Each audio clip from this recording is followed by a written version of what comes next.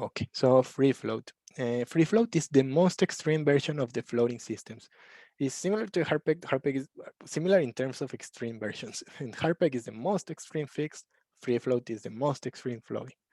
So in the floating system, the government doesn't care about stability, but it's not like they don't care. It's like they are forced. It's an obligation not to care.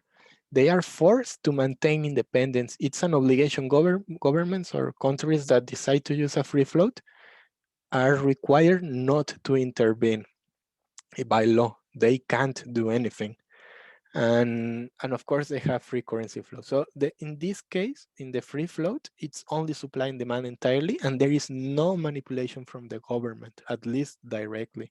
So an example of this is the US. In the US, they have this system. Actually, there are five what we call the hard currencies, which are four hard currencies: the dollar, the euro, the British pound, and the Japanese yen. Those are what we call the hard currencies, and they are hard currencies because they are so attractive that they decide to use a free float or a version of a free float. These countries, they rely on their attractiveness because these economies and their financial systems, their legal frameworks, they are so good that people will always demand their currency. So that's how they are sure that they will be stable. They, like the US thinks that everyone in the world will want US dollars forever just because they are good, they are economically good.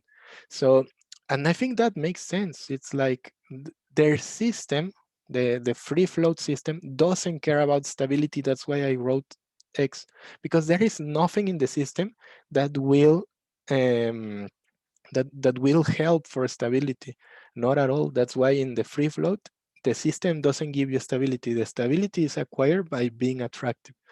Uh, when when I teach the class in a classroom, I think one time a student made a joke about, they say that these currencies are like very attractive people, like like Emma Watson or Brad Pitt or something like that, because they are so attractive that they don't have to do anything. These other economies have to do something. They have to intervene. It's like if you are not that attractive, you need to learn how to dance or sing or whatever. And if you are really attractive, you don't have to do anything. You just go and talk, and that's it. So it's the same in here. The US, Europe, Japan, the UK are so attractive in terms of economy that they don't have to do anything. And other countries, they need to do a lot to maintain stability. That was the joke from the from previous courses.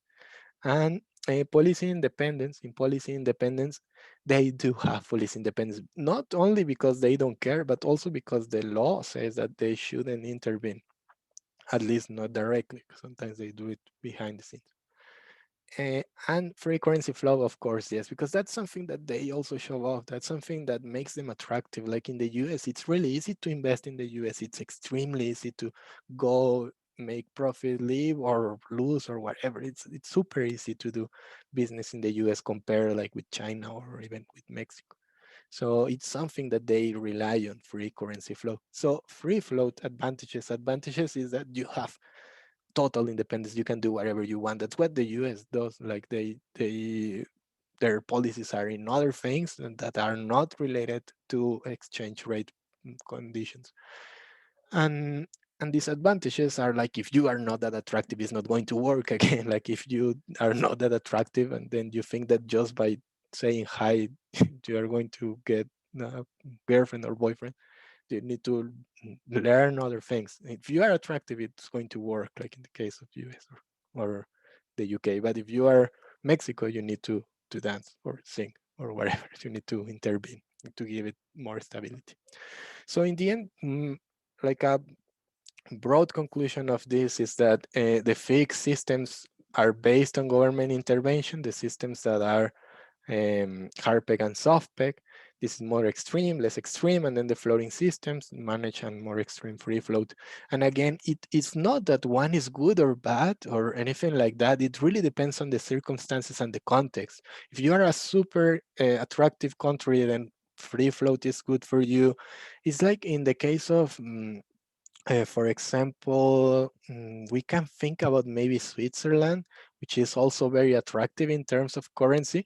It can be an idea to think about moving from managed float, which is what they currently have, to free float. It sounds okay.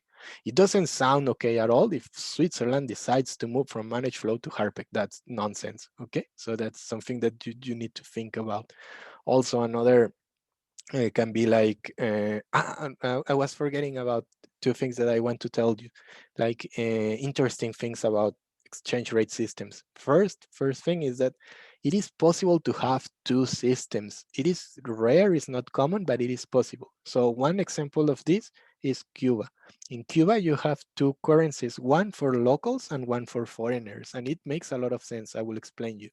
The one that is for locals, it's similar to a soft peg or managed float, something in between. It's a currency that people use to buy things in Cuba, and locals use it. Only if you are Cuban, you can buy this. They call it CUP, Cuban peso.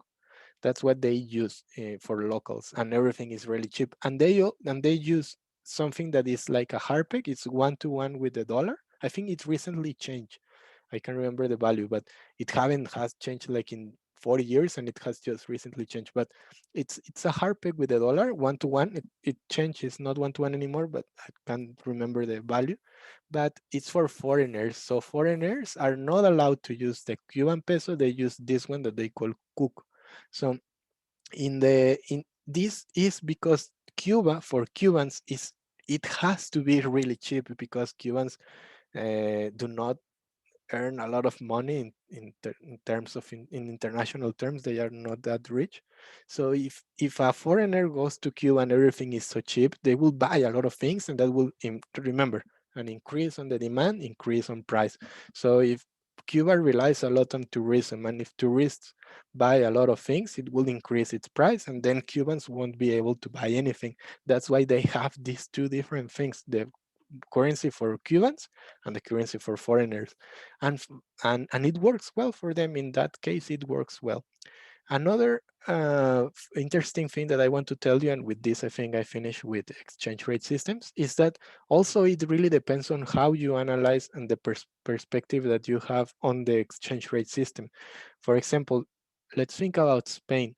If you think about Spain, about specifically of the country Spain, it seems that they have a hard pick. It seems that Spain has something like a euroization, right? It's because Spain doesn't, Spain or France or Germany, they don't have their own currency. They used to, but not anymore. They decide to forget about their own currency, and they adopted a foreign currency, a euro. But if you analyze the euro as a continent, then the euro is a free float by the euro from a continent, Europe. If you analyze the euro from Spain, it is a euroization, a Harpec euroization. But if you analyze the euro as the continent, it is a free float because the policies from the European Central Bank are not attached to the value of the euro. The policies from the European Central Bank are more about creating value, poverty, ending inequality, things like that, but not the value of the euro. So it's interesting that it depends on how you analyze the euro. If it is from the perspective of the country, it's kind of a euroization. If it is from the perspective of the continent, it's a free float. So that will be all about the exchange rate systems. So I hope that you like the video.